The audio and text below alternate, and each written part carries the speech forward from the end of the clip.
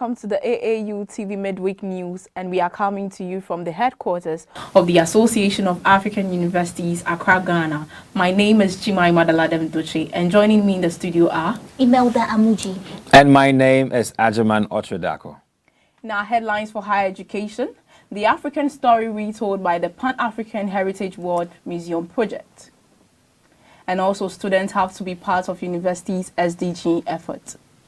And in the health news, eating more plant food may lower heart disease risk in young adults, older women. Running to music, combat mental fatigue, studies suggest. In our tech news segment, African innovator turns plastic waste into liquid fuel. We're glad you make time joining us on the AAU TV Mid-Week News. Don't go anywhere, bring you more news after this short break on tech, higher education, and health news. Stay with us. Welcome to GTP Health and Safety Corner. If you feel like stepping out, remember social distancing. You might just save a life. Rock at home, stay safe. Wash your hands with soap and the running water.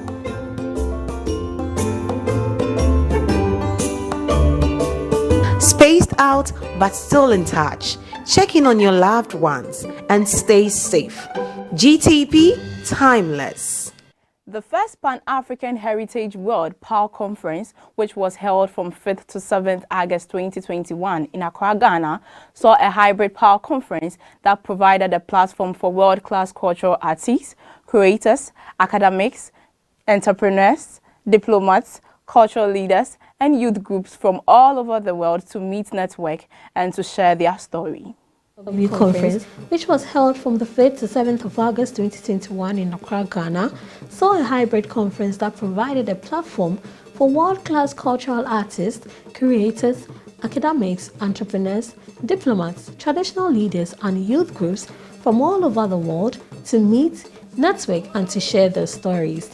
One of the main highlights of the conference was the discussions that surrounded the urgent need for the building of the Pan-African Heritage World Museum. While the uniqueness of this museum was revealed in its three main features, which are the Garden of Sculptures, the African Palace of King and Queendoms, and the Herbal Plants Farm, this museum would ultimately serve as a hub for the reclaiming of all stolen African artifacts currently residing in foreign museums. The people who supported me, late former Congressman Mervyn Dimely, James Burks, African Marketplace, and a number of people who supported me and helped me navigate to Ghana, and in his words, to help him change the education system. Then again, I went to my mentor, Honorable Honorable Mervyn Dimely. I said, do I go, do I stay? And he said, you know, America can do without you, but maybe your country cannot do without you. So go. And I came. Moreover, this restitution of our heritage and most importantly our narrative through intellectual and experiential learning will be the restoration of African spiritual prowess and ancestral inheritance. Got involved in those movements.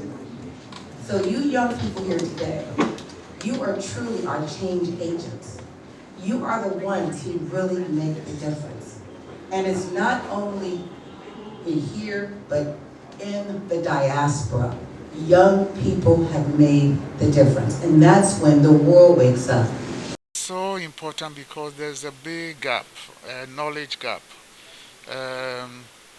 We on the continent first are miseducated about ourselves. It's not just those outside there. On the continent itself, we do not know each other. How many Ghanaians know much about South African history, or East African history, or North African, and so on and so forth? Similarly, you go to those countries and they know very little about each other. I think this is not yet taught in African schools, and I think this museum will help to really bring that history and that historical curricula to the general public.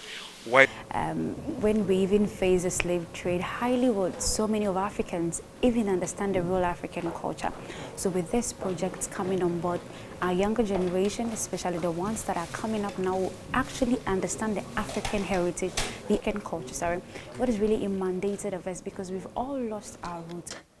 This honorable mission and vision of the PAHW Museum, as the logo and design of the museum suggests, will essentially be a rallying call for the creation of a Pan-African Heritage World Movement for generations to come. That was an interesting story right there, but I would want us to discuss how this conference is going to help us tell the African story to shape the Africa we actually want. Yeah, I think this is an incredible outlook right there with the Pan-African Heritage World Museum and the organizers. Okay. I think we have come a long way for the African people to tell their story. And I mean, Exactly. this sparks a lot of excitement and rekindles the African hope and strength, because for so many years, the African people have been in a place, the diaspora particularly, Yes. not by their will, but they've been in a place undergoing a lot of struggle. And we had a lack of W.E. Du Bois, who have fought and kept consistent advocacy for that Pan-African movement, so that the African people are given the appropriate recognition they need, Exactly. are given the respect they need, and also allowed to tell their story for themselves. For so many years, the African story had been told by so many people who were not even in our shoes. And I think it's about time that we owned it to ourselves and told the world our story, and perhaps give the pathway for our children, our next generation, to also be proud being black people or being Africans, because we come from somewhere, we have a history. And you know, I really want to quote from one of the legends, Marcus Garvey, also part of the movement, who said that a people without a knowledge of their history are like a tree without roots. Exactly. I mean, it tells us that we have our life is without meaning. We don't even know where we came from, and you have no idea where you came from. You don't even know where you're going to. So it's appropriate that this museum becomes the symbol to bring all Africans back, the diaspora, the Africans in this continent, that we're one people. We have a strong culture, strong background, and we need to own it for ourselves. Exactly. And this project does exactly that. You know, the Pan-African Heritage Conference, the first one was held with a team building bridges among African worldwide through scholarship, culture, technology, and innovation.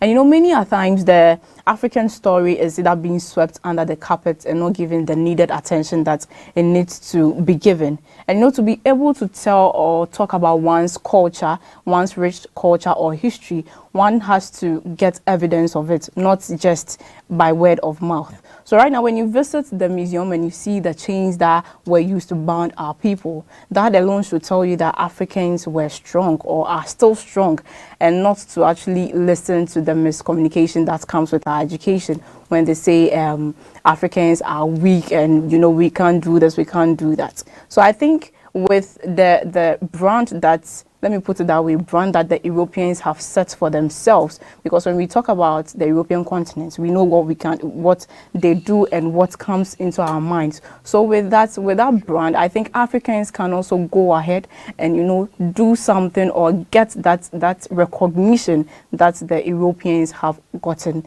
Imelda, would you like to add something? Yes, actually, Africans, we like to represent our experience and express ourselves in images, objects, and some other things. And I'm sure in the museums we will see a lot of things that could make us get close to our ancestors.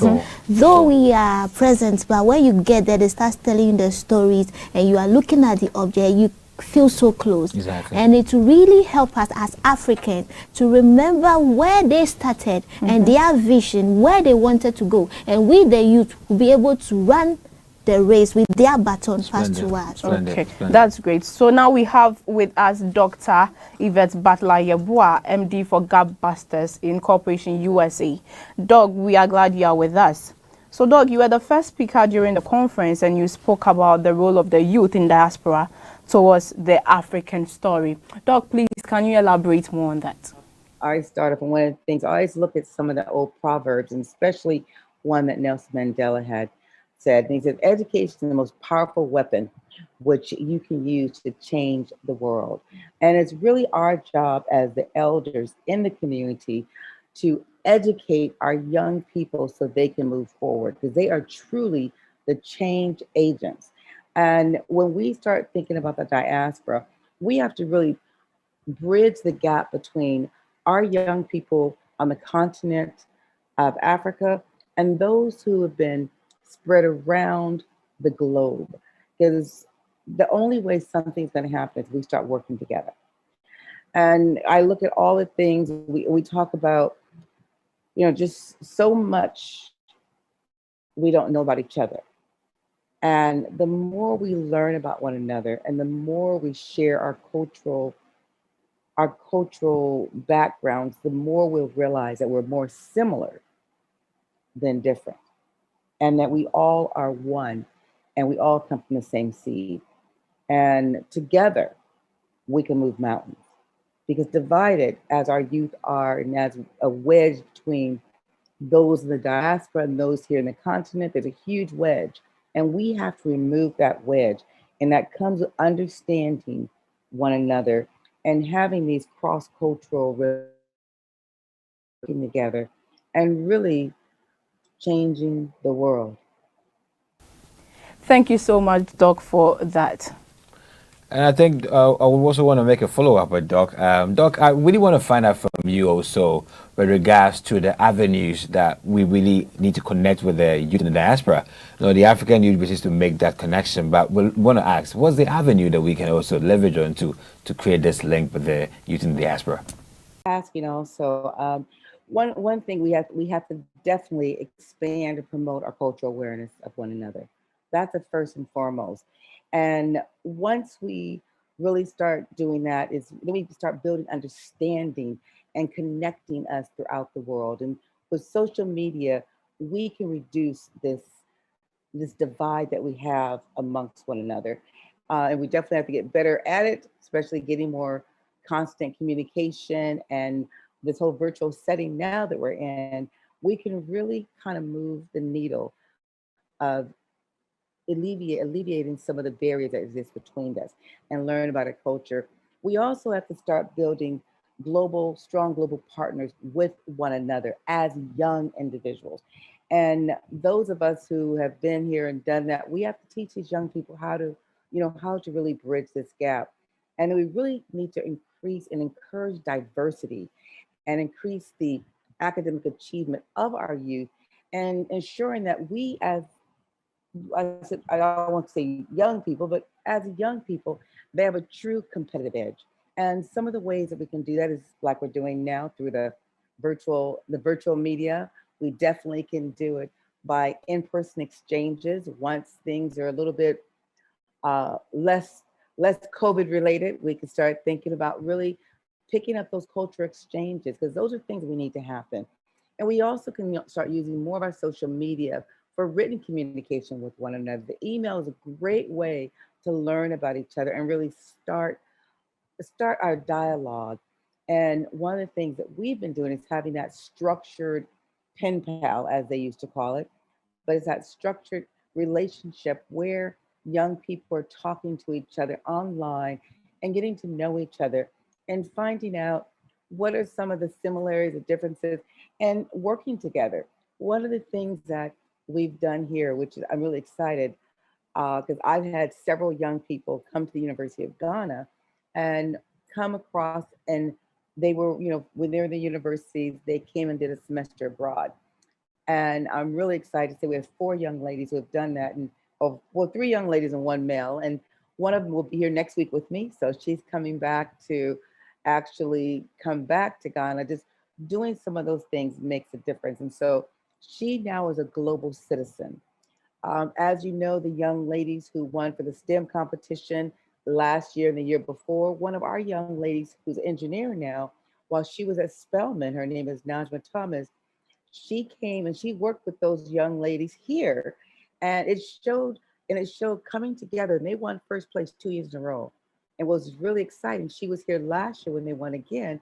In 2020, she came, and she was also in 2019 to share some of her knowledge and academia within the STEM field, which together it showed that we can accomplish anything, the world. And the girls won twice on 2 years in a row, and that was with working youth in the diaspora working together and youth here on the continent. And most people didn't know that, but it was like, and I was really excited when that happened. And so that goes to show that when we come together, we can do wonders.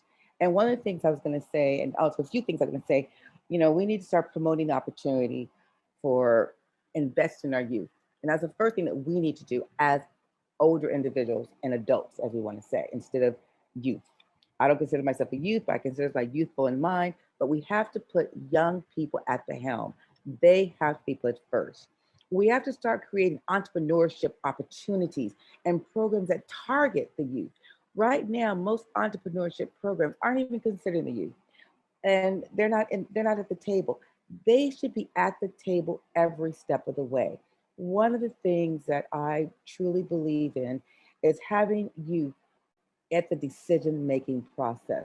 So I have a nonprofit in the United States, and I have an NGO here, a non-governmental organization, and we have youth on our board.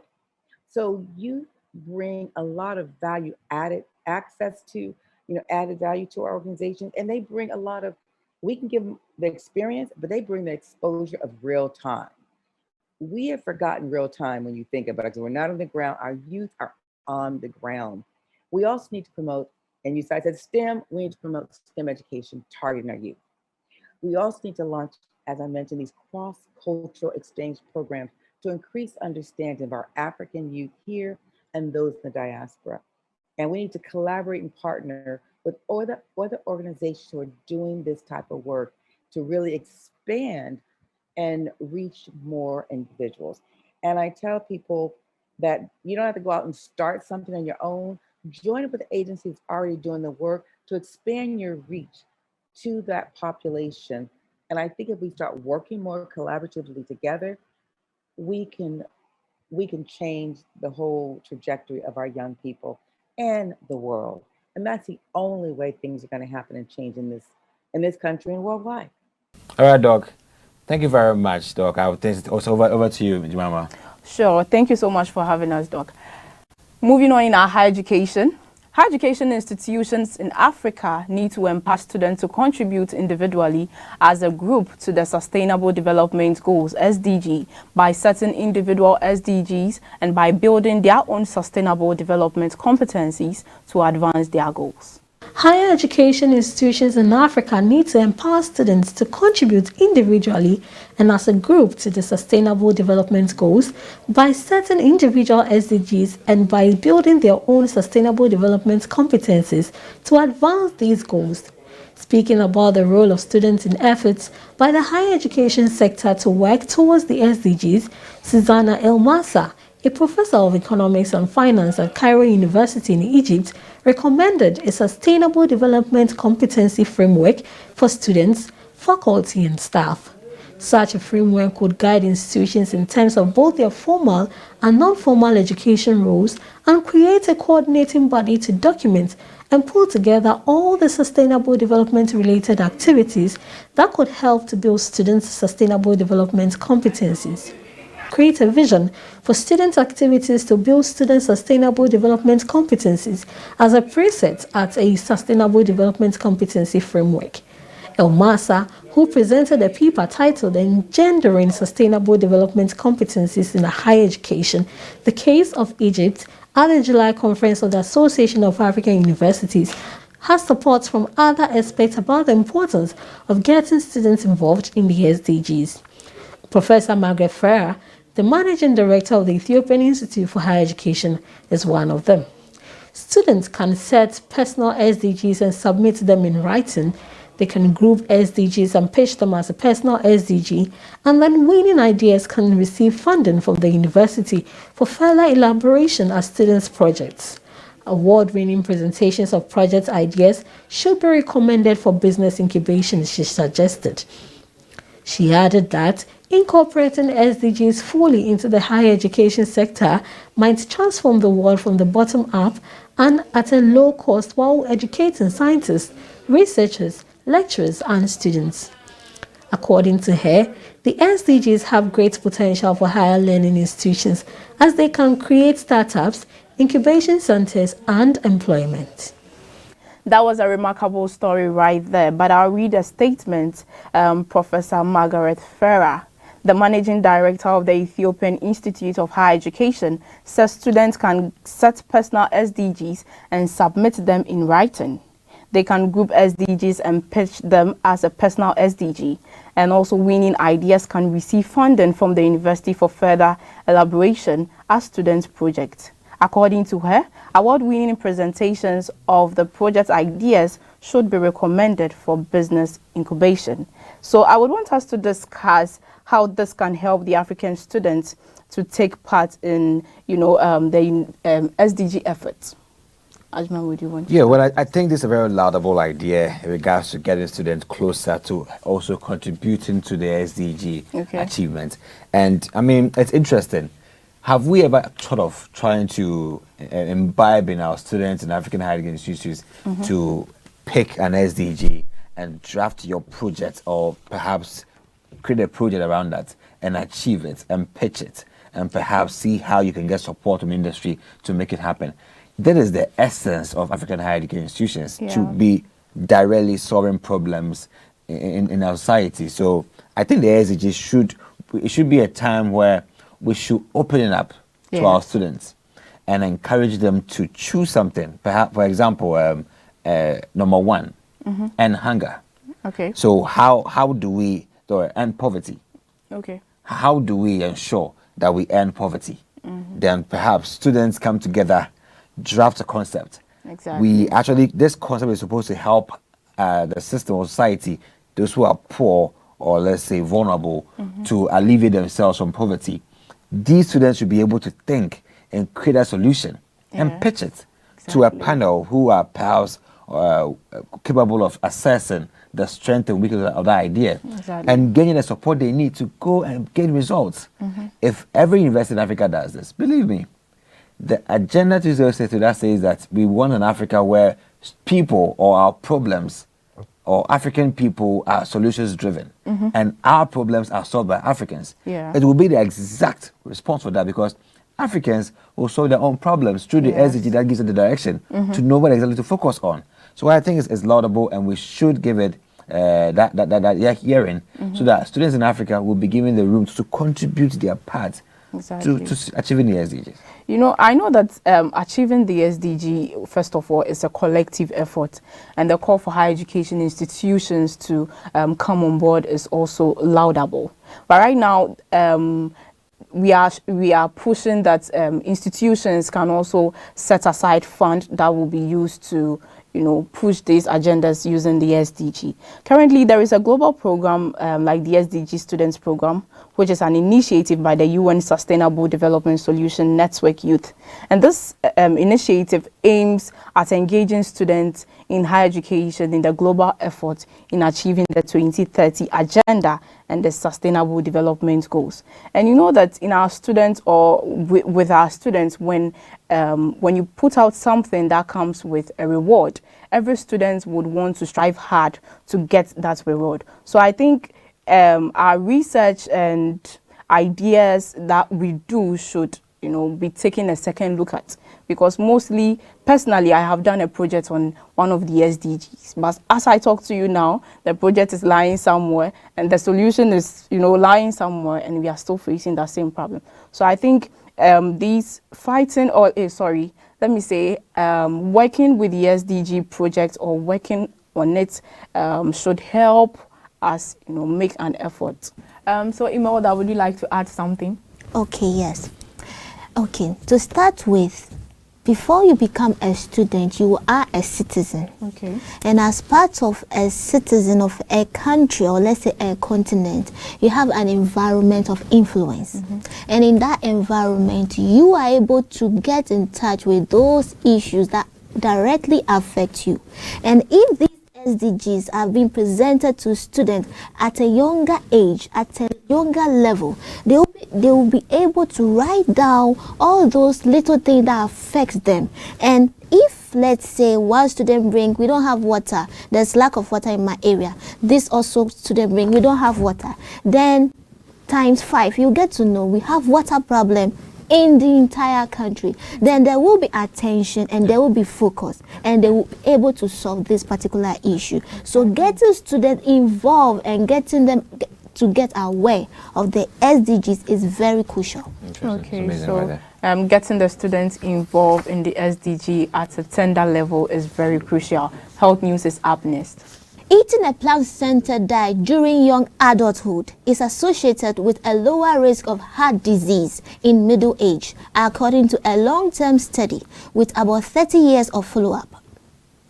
Separate studies analyzing different measures of healthy plant food consumption, researchers found that both young adults and postmenopausal women had fewer heart attacks and were less likely to develop cardiovascular disease when they ate more healthy plant food. The American Heart Association Diet and Lifestyle Recommendations suggest an overall healthy dietary pattern that emphasizes a variety of fruits and vegetables, whole grains, low-fat dairy products, skinless poultry and fish, nuts and legumes, and non-tropical vegetable oil. It also advises limited consumption of saturated fat, trans fat, sodium, red meat, sweet and sugary drinks. Researchers examined diet and the occurrences of heart disease in 4,946 adults enrolled in the coronary artery risk development in young adult study. Participants were 18 to 30 years old and were free of cardiovascular diseases. Participants included 2,509 black adults and 2,437 white adults, which is 54.9% women overall, who were also analyzed by educational level. Unlike randomized control trials, participants were not instructed to eat certain things and were not told their score on the diet measures, so the researchers could collect unbiased long-term habitual diet data. After detailed diet history, the quality of the participants' diet was scored based on a priority diet quality score composed of 46 food groups at years 0, 7, and 20 of the study. The food groups were classified into beneficiary food such as fruits, vegetables, beans, nuts, and whole grains. Adverse fruits such as fried potato, high-fat red meat, salty snacks, pastries, and soft drinks. And neutral foods such as potatoes, refined grains, lean meat, and shellfish, based on their known association with cardiovascular diseases. Participants who received higher scores ate a variety of beneficiary foods, while people who had lower scores ate more adverse food.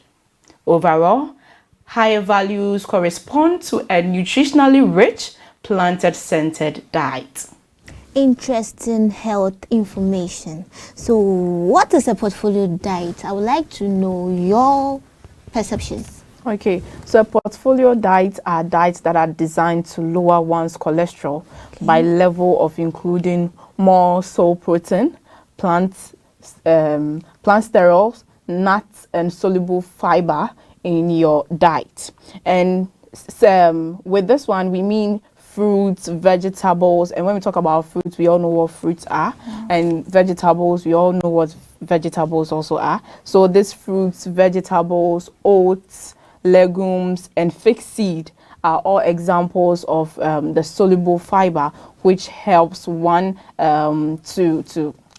which helps in lowering one's heart disease risk. Oh, okay. So actually this portfolio diet breaks the bridge between the extremes of food intake, as in a balance, and a mixture of everything. Exactly. So okay, in terms of the approaches to stop hypertension diet and the Mediterranean diet, can I know the differences and the similarities? Great. I want to say that a dietary approach to stop hypertension, as the name sounds, is like a diet plan that is ensure that you control one's risk of getting hypertension. Whilst we have the Mediterranean diet, which is quite a diet which is tuned to the Mediterranean, common to Mediterranean, not just quite tropical. So the difference is that these two are similar in terms of the increase of fruits and vegetables. Okay. Yeah, we have much fruit and vegetables among these two. Also more of low-fat fiber foods.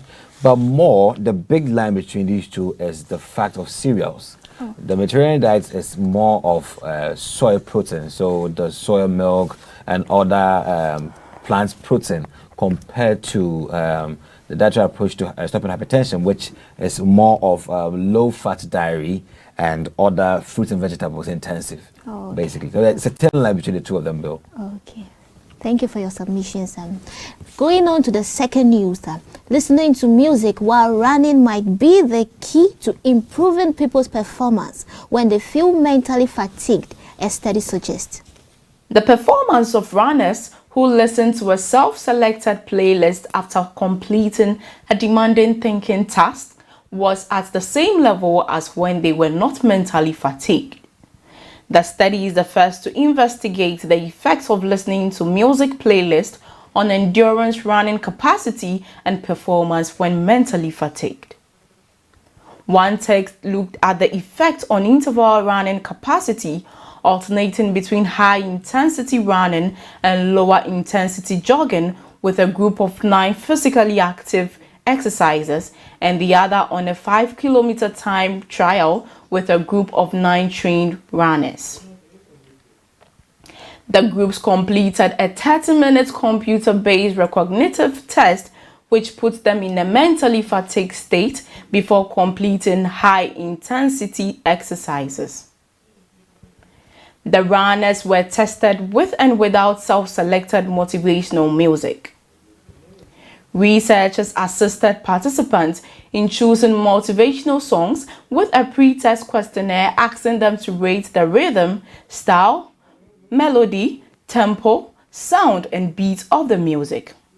During the exercise, heart rate and rating of perceived exertion were measured at multiple points.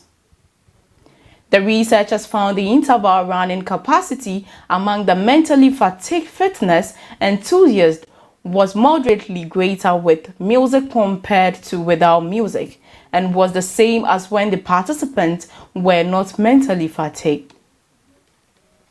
Researchers say the positive effect of music could potentially be due to altered perception of effort when listening to tunes.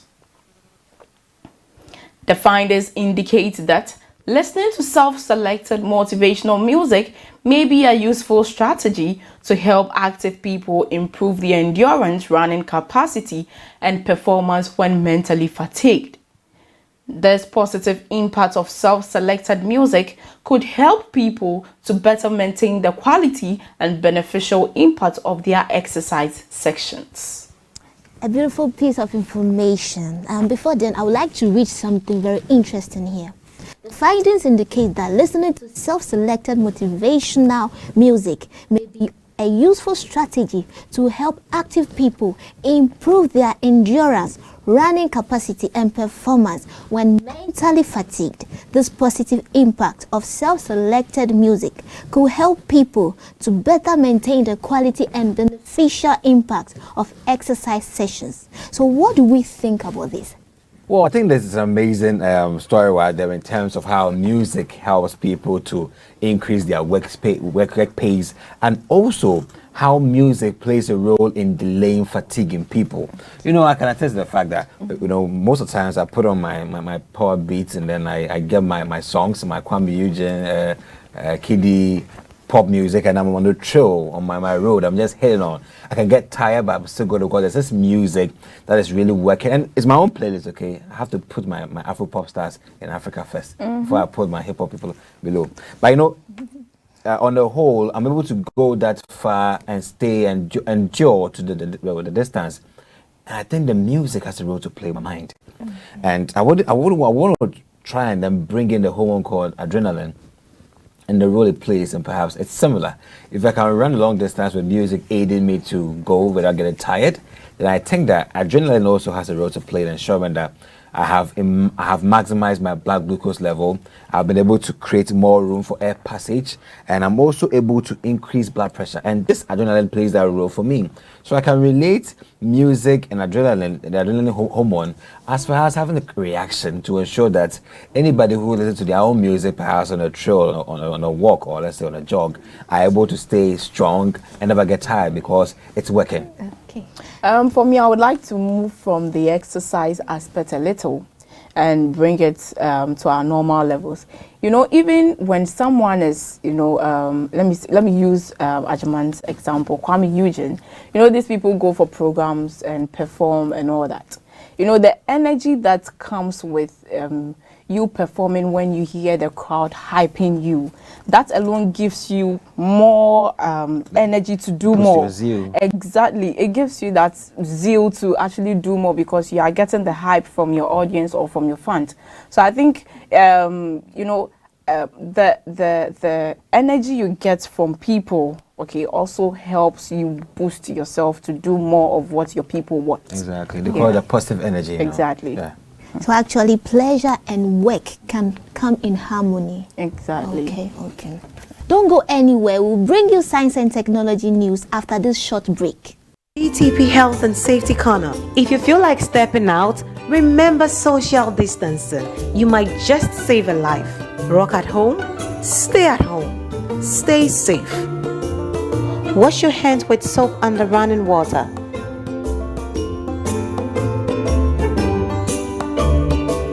Spaced out but still in touch. Check in on your loved ones and stay safe. GTP, timeless. Welcome to our technology news. And Francis Cantavuro, a native of the northern region, has produced a locally assembled reactor that turns plastic waste into fuel, such as gasoline, diesel, kerosene, and domestic gas for homes and in Ghana. Nearly 513 million tons of plastic wind up in the oceans every year in Africa, and in Ghana, 1.7 million tons of plastic waste annually, with only 2% being recycled, according to the United Nations Development Programme. Katamvuro's reactor uses high temperature between 300 and 900 degrees Celsius to heat plastics in the absence of oxygen to produce liquid. The process, called pyrolysis, generates liquid fuel such as gasoline, diesel, kerosene, and domestic gas. Since he began this project, members of the community collect plastic waste from all over and bring them to the reactor site. According to him, these plastic wastes are then put into the reactor. The pyrolysis process takes place and fuel is produced. The bigger the capacity of the reactor, the more plastic waste it can take. The project is in the northern region of Ghana, where illegal mining has caused environmental havoc to degraded land. The project directly and indirectly provides jobs for over 150 people. There's a great amount in terms of how amazed you are with what you can see, the amount of plastic waste we have in this country and also in the continent, and also with how we can turn them into fuel. So, guys, what do you think about this? I mean, how innovative and creative this is, and how it can solve our problems of plastic waste in the African continent. What do you think? You know, I'm glad plastic waste is being transformed into fuel. This is because when you look around us, when you look at our environment, most of the things we produce are found in plastic, rubbers, pure water sachets and bottles and carrier bags and all that. And you know, the alarming aspect of this is that it takes up to 500 to 1,000 years for a plastic to decompose, according to research. And even according to the same research, sometimes the plastic do not decompose at all. So if this innovation is coming up to recycle our plastic waste and make it liquid fuels for us to use, I think this innovation deserves all the support and applause it can get. And you know, recently our fuel have been a challenging issue where fuel prices are being increased, and there is the fuel prices expenses are so high. So I think if we can use our own waste to actually produce fuel for cars and for other use, I think it's a step and it's a good innovation that is coming up. Big ups. Yeah, sure. And if also for information, this innovation is not the first. We have some in the KNUST and some other institutions in Africa also doing the same. Yeah. So perhaps it's not the first, but we have other ones out there doing the same thing, turning plastic waste into fuel. But what's your view, Imelda, in terms of achieving the SDG goal number 6 about sanitation and also creating more jobs for young people through this? Actually, West African countries has been battling with plastic pollution for some time now, and you can see it reflecting in our environment. Sure. And most of our gutters, let me use the word gutters, because of these pollutants in them, it produces some kind of smell, and our environment has, I don't want to use the word stinks.